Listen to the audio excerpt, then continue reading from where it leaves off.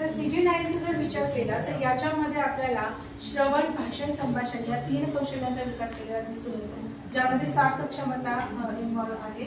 याच्यामध्ये साधी गाणे, बडबडगीते आणि कविता ऐकतो अशा अनेक म्हणजे जवळपास 7 या क्षमता आहेत. तर या प्राप्त करताना एक उदाहरण द्यायचं झालं तर जर बालगीत एखादं बालगीत म्हणायचं आहे, त्याच्याविषयी मुलांमध्ये आवड निर्माण करायची आहे, तर ते बालगीत योग्य आरोह अवरोहासह योग्य साहित्याचा वापर करून झालं पाहिजे.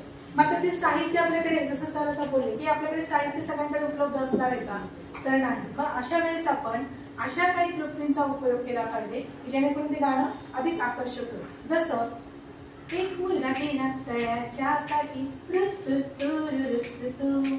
एक मुलगा गेला तळ्याच्या काठी,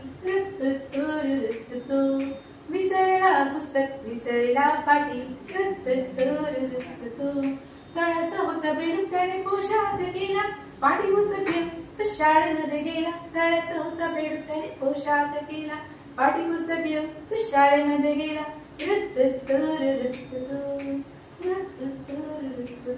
जेणेकरून या बालगीतामध्ये आपण कुठल्याही बाह्य साधनाचा वापर केलेला नाहीये, आपल्याच काही म्हणजे आपल्या ध्वनीमधून एक अशी ध्वनी निर्माण केली ज्याच्यातून मुलांना ते आकर्षक वाटेल. त्याच्यामुळे काय होतं की बालक ते गाणं गुणगुणतं, त्या गाण्याविषयी त्याच्या मनात आवड निर्माण होते आणि आपसुकच तो भाषिक कौशल्यांकडे वळायला लागतो. असेच आपण CG10 आणि CG11 याचं स्पष्टीकरण देणार आहोत. थँक्यू, धन्यवाद.